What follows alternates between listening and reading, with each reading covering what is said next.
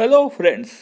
आजकल कुछ कंपनियां अपने बिजनेस के ऊपर स्पेंड ना करके गूगल एड्स के ऊपर ज़्यादा स्पेंड करती है एंड कुछ पेड फाइनेंस यूट्यूबर ऐसे टाइप के कंपनियों को प्रमोट करना भी चालू कर देते हैं।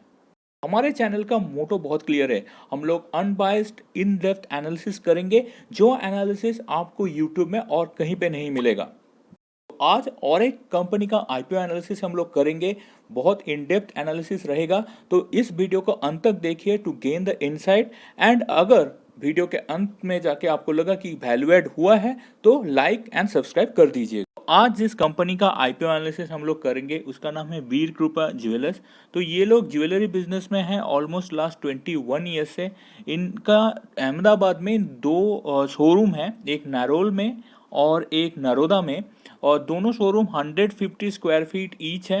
एंड ये लोग basically jewellery design, jewellery selling, ये बिजनेस में है। तो कंपनी का आईपीओ डिटेल्स थोड़ा देख लेते हैं। तो इनका जो सब्सक्रिप्शन डेट है वो है ओपन हुआ है 29 जून को, 5 जुलाई तक चलेगा। प्राइस है 27 रुपीज़ पर शेयर। फ्रेश इशू आ रहा है 30 लाख शेयर्स का। तो इसके साथ ये लोग 8.1 करोड़ रेज करना चाहते हैं। मिनिमम बिड लॉट है 4000 शेयर्स का। तो अगर आप इन्वेस्ट करते हो तो एक लॉट का आपका प्राइस आएगा 1,08,000 रुपीज़। और ये स्टॉक बीएससी एसएमई एक्सचेंज में लिस्ट होगा। तो आईपीओ का ऑब्जेक्टिव देख लेते हैं। तो इनका ग्रॉस प्रोफिट आ रहा है 8.1 करोड़, जिसमें इशू रिलेटेड एक्सपेंस अगर आप डिडक्ट करते हो तो नेट प्रोफिट रह जाता है 7.5 करोड़। इस 7.5 करोड़ से ये लोग वर्किंग कैपिटल रिक्वायरमेंट जो है उसका फंडिंग करेंगे 6.68 करोड़। जनरल कॉर्पोरेट एक्सपेंसेस रहेगा 82 लैक्स का, and to meet the expense of the issue 60 lakhs. Company का operation as a proprietary firm शुरू हुआ था 2001 में, एंड 2009 में जाके इन्होंने वीर कृपा jewellers private limited company setup किया था। एंड इसके जो प्रोमोटर्स हैं वो है मिस्टर चिराग अरविंद शाह, जो प्रोमोटर एंड मैनेजिंग डायरेक्टर हैं, एंड नेहा चिराग भाई शाह, जो इनके promoter and whole term director हैं। इनके ब्रीफ फिनेंशियल्स अगर आप देखोगे, मेनली मैं पॉइंट आउट करना चाहता हूँ इनके मार्जिन्स। तो लास्ट फाइनेंशियल ईयर में एबिटा मार्जिन बन रहा है 2.6% के आसपास, एंड पैट मार्जिन बन रहा है 2.1% के आसपास, जो मुझे लगता है इस टाइप के बिजनेस के लिए बहुत कम है। तो इनके कंपनीज में टोटल 13 स्टाफ हैं, जिनमें सीनियर मैनेजमेंट ही है 4 जन, और बाकी लोग सेल्स, मार्केटिंग, परचेज, इन्वेंट्री, ऐसे टाइप के। तो टोटल 13 स्टाफ हैं। इनके जो दो शोरूम मैंने बताया थे वो दोनों ही लीज्ड में लिए हुए हैं, रेंट पे, जिसमें इनको 20,000 per month and 10,000 per month पे करना पड़ता है। तो ओन नहीं करते अपने शोरूम को। और शोरूम के साइज अगर आप देखोगे, एक का है 700 स्क्वायर फीट और एक का है 300 स्क्वायर फीट। मीन आप सोच सकते हो कितना छोटा सा शोरूम है। तो with this limited resources they have to compete with brands like Tanishq, PC jewellers, TB Z, Kalyan jewelleries, Malabar golds and many others. तो आप सोच सकते हो इनके लिए ये कितना टफ रहेगा मार्केट पेनिट्रेशन।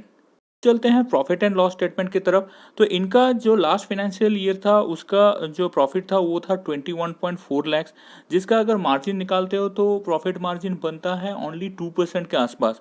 इनके एक्सपेंसेस अगर देखोगे तो purchase of stock in trade बहुत बड़ा कंपोनेंट है, एंड इनका कोई इन हाउस कुछ कैपेबिलिटीज़ नहीं है, तो कॉस्ट हमेशा ही ज़्यादा रहेंगे।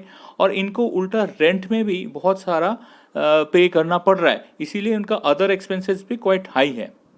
कंपनी का बैलेंस शीट अगर आप देखोगे तो total asset number steadily grow कर रहा है, बट एक अजीब चीज़ है कि इनका जो फिक्स्ड एसेट कंपोनेंट है वो fixed asset actually total asset के 1% भी नहीं है।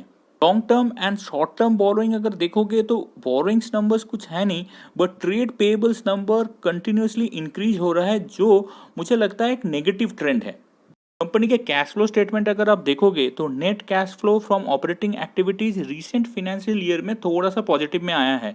उससे पहले कंजिक्यूटिव 3 इयर्स इन्होंने negative operating cash flow post किया है।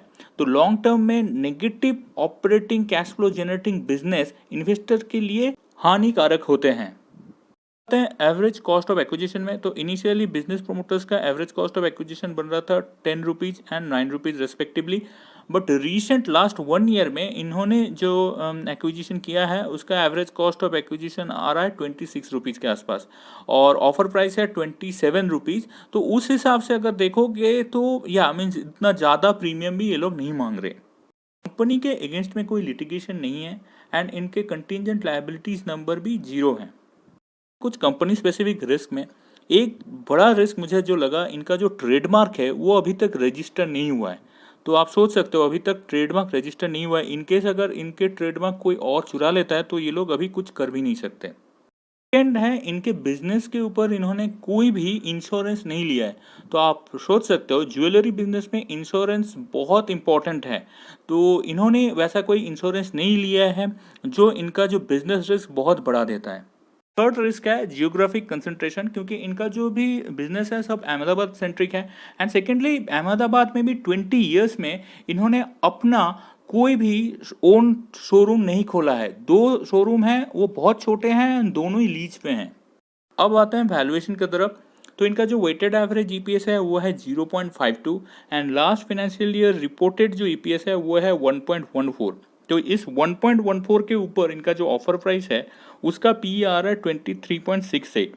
बट अगर वेटेड एवरेज ईपीएस के ऊपर जाते हो तो वो पी बन जाता है 155.77। तो आप सोच सकते हो कितना हाई वैल्यूएशन ये लोग चार्ज कर रहे हैं। इंडस्ट्री का हाईएस्ट पी भी है, वो भी है 53 के आसपास, लोएस्ट है 4.81, एवरेज बन रहा है 29 के आसपास। तो अगर इनका FY 2021 का EPS के ऊपर भी पी बनाते हैं तो वो आता है 24 के आसपास। तो इंडस्ट्री एवरेज से थोड़ा सा कम उस हिसाब से देखा जाए तो।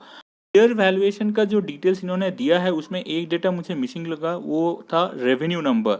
बट एनीवे जो नंबर इन्होंने दिया है उसमें अगर इनके इमीडिएट पीएस से भी अगर आप कंपेयर करोगे तो इनका बिजनेस थोड़ा छोटा ही लग रहा है, मतलब उतना बड़ा बिजनेस नहीं है।